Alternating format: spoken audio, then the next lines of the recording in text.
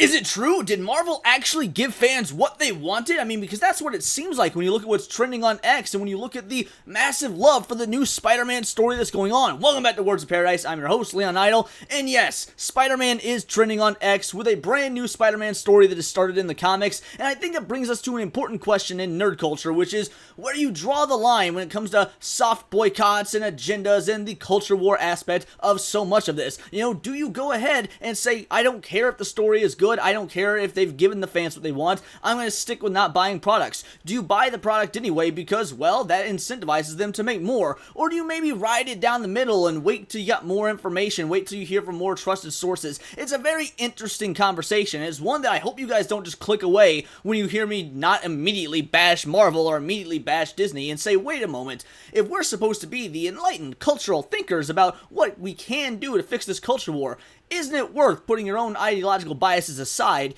and just possibly hear a different point of view? It may not be a different point of view, who knows, but I think that's what we do need to ask ourselves, and a brand new Spider-Man book that's getting rave reviews is a good way to talk about it, especially given its ties to Disney and Marvel. So hit that subscribe button, I appreciate it. I can only grow my channel with supportive individuals like you, and it means so much to me. Getting to talk openly about free nerd culture is the greatest gift for all of us. Ultimate Spider-Man #1 preview finally gives fans what they want: Peter Parker as a husband and father. Now, I love this title because it does say, finally gives fans what they want. So that's implying that Marvel hadn't been doing that. And if you don't know comicbookmovie.com, they're a very ideologically left-leaning and pro-agenda, pro-culture war, pro-left side of the culture war, I should say, outlet. I mean, they're all about the quote-unquote woke stuff. And I hate using that word because, let's be real, it doesn't have any meaning nowadays. The word woke has lost all meaning. People throw the word woke at the wall, but that's kind of what certain things that comicbookmovie.com supports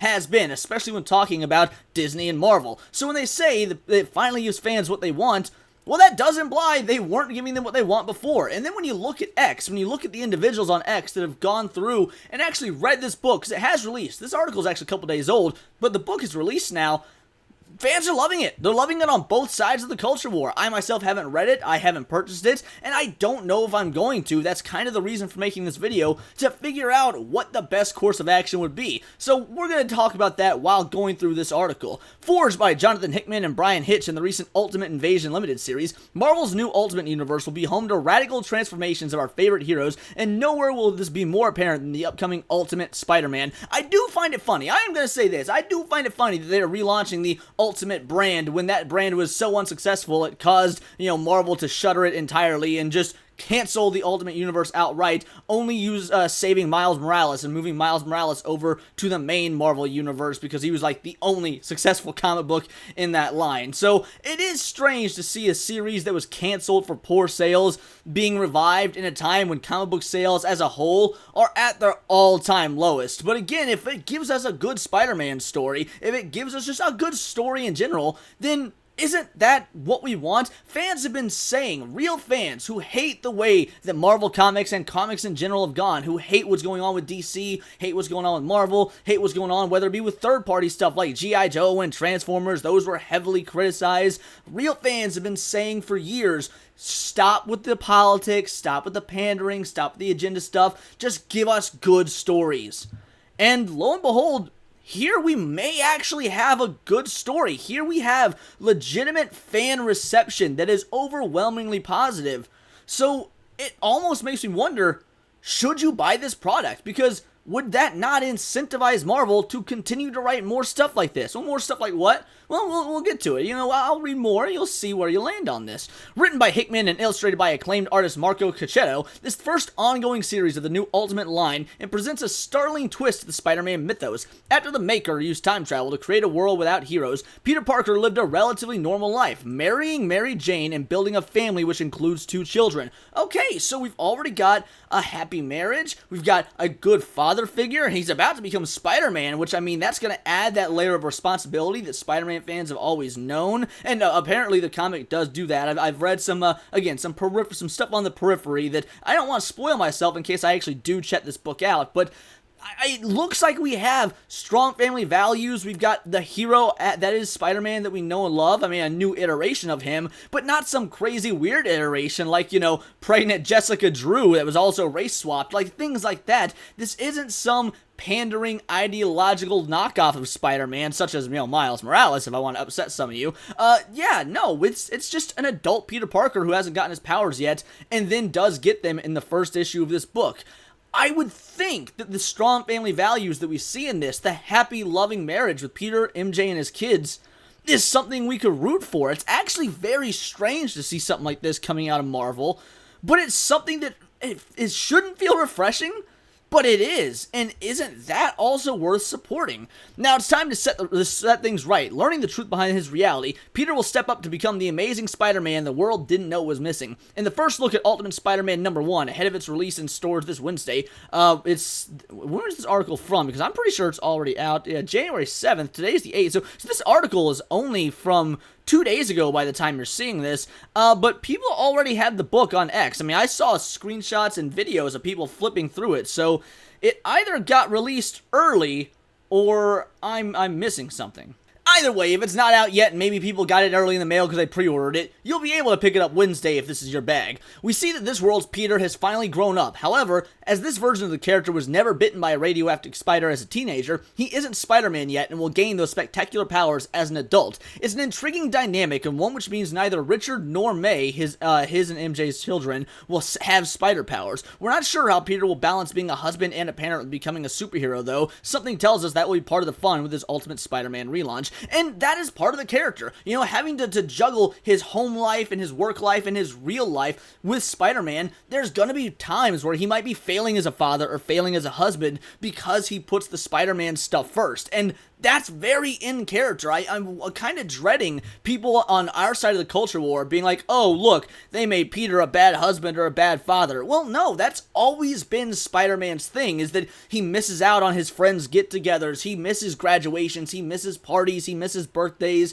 It's because he's always trying to juggle, very unsuccessfully, his real life versus his Spider-Man life. So I think this will be a very interesting dynamic if they do it right between, with him as a father. I don't know. I'm actually really liking the way this sounds. I mean, they say it's an intriguing dynamic in here, and yeah, no, I can't argue with that. I mean, I would love to see, we've seen Peter as a husband before, we've seen him as a father before in alternate universes, and those are great stories. I grew up reading Spider-Man comics in the 90s when he and MJ were married. The version of Peter Parker that I was the most familiar with was happily married to MJ, and I loved that. Of course, we all know comics retcon, they change things, but all in all, I'm loving that they're going back to that, hopefully, similar dynamic that Peter and MJ had. Maybe even more of an interesting and loving dynamic because there's also children in the mix. For those of you wondering, this is a completely new Peter Parker and a cloned version of Earth 616, which is the main Marvel Universe,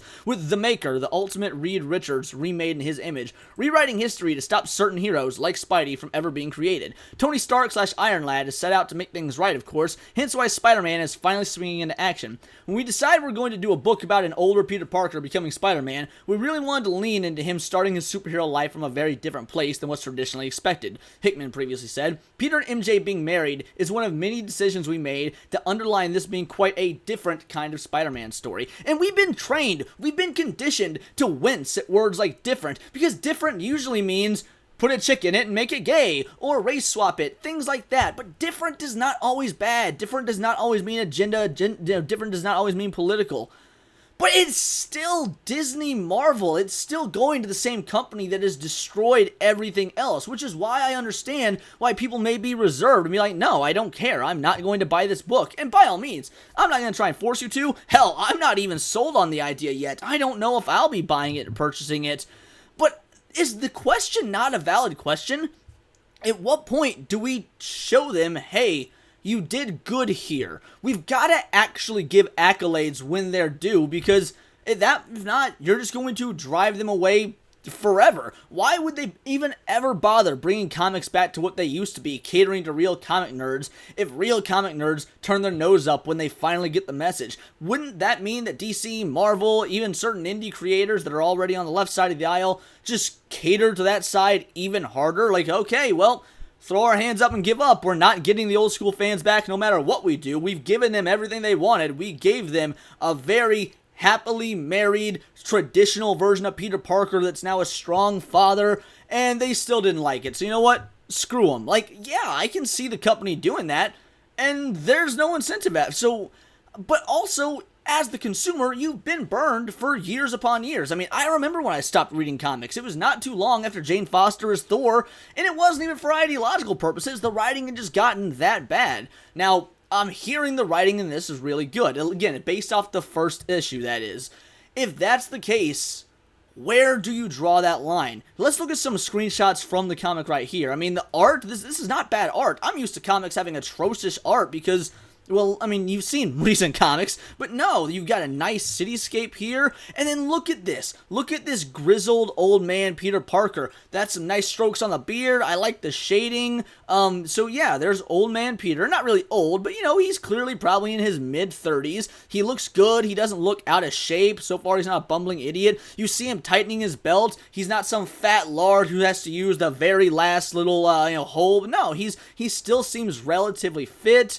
He's putting a wedding ring on, so that shows the traditional value, and boom, morning, guys. He seems happy to see his kids. He's got his kids eating a nice balanced breakfast and studying. They're happy to see him. I mean, she says dad with an exclamation point. He's pouring coffee, and boom, MJ's good looking. We don't have some fugly mom bod MJ. Like, she's still banging hot right here, which again is something that was missing from comics. They've been uglifying all the women, but now we've got Peter Parker, who didn't even need Spider-Man to get the woman of his dreams. I mean, look at her curves, her figure. How can people be upset about this? I understand that there's an ideological war being waged on Disney right now, and for good reason. They have been bastardizing everything they can get their hands on for about a decade.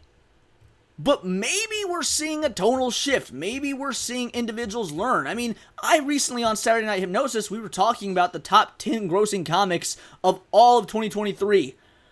All of them except for one were Spider-Man or Batman. That's it. There was no one else. No Wonder Womans, no X-Men, no Avengers, no Flash, certainly no Captain Marvels. So if you only, in the entirety of 2023, only have Spider-Man and Batman making the top sales numbers, and then the number 10 spot was Robert Kirkman Image Comics, so just throwing that out there. But spots 1 through 9, all Batman or Spider-Man. Comics aren't doing good. I hate to break it to you. I know there's a lot of folks that don't want to acknowledge that, but mainstream Big 2 comics aren't doing well. So, would it really be so crazy that finally, they've lost so much money catering to these activists and woke morons that they've decided, hey, it's time to go back to the roots and actually make real fans appreciate the comics again? And if they're doing that, why would you not want them to succeed? But that brings us to the question. That brings us to the crux. It is so easy to hold a grudge. It's so easy to say, I will never buy another Marvel product again. They've burned me too many times. And to that, I would say, that's a fine belief. You are A-okay to hold that belief. But you also have to acknowledge with that belief, you may be damning the company and the future of comics and these characters that you love so much even further. I'm not also going to say rush out and buy the comic, because I still don't have it in me yet, despite all the praise I'm seeing that is non-ideologically driven on either side. When I see it trending on X, and when I see individuals loving this book, that I'm still curious how they got, by the way, considering it's not supposed to be out until the day after tomorrow, or tomorrow by the time you're seeing this. Either way, I love it when I see praise on both sides. That leads me to believe there's not any sort of ideological bend to this, and I want to see more comics do that. But I've been like you guys. I've been burned for so long. I don't know if I want to run that risk. Yeah, sure, maybe it's only a $4.99 comic, but that's still $4.99 I could spend doing literally anything other than supporting the destruction of the maybe not destruction, but the disgusting company that is Marvel Comics right now. Do you send that money in hopes that they'll get better, or do you wonder if maybe they're going to use this as a facade to put out more woke garbage? That's the risk we're running, and that's why I think this is an interesting topic. That's why I think there's a fine line to walk here, and why it's not just black and white, and why I don't think you can just give a blanket statement. So by all means, in the comments below, let me know your reasoning, and give me a well thought out reasoning. I don't want to just read Disney woke not gonna buy. I'm sorry, that's just as ideologically, that's an ideological deficit no different than what you see on the left. I want to know why. Give me a legitimate reason, not just political buzzwords, regardless of what side of the aisle you're on. Why do you support this? Why don't you support this? Or why are you like me? Very undecided because you can see the good and the bad. That's why I want to know in the comics, and by comics, how we've been talking about comics. That's why I want to know in the comments section. So leave me a comment saying as such, and also do the obvious. Hit the like button, subscribe. I would truly appreciate it. We had an explosive 2023, and we're only going to do better in 2024. So thank you so much for listening to me prattle on about Spidey for so long, and hit that button, leave a comment. Also, check me out on Instagram at wordsofparadise_Leon because it's all here in the Nerdsphere. And this has been Words of Paradise.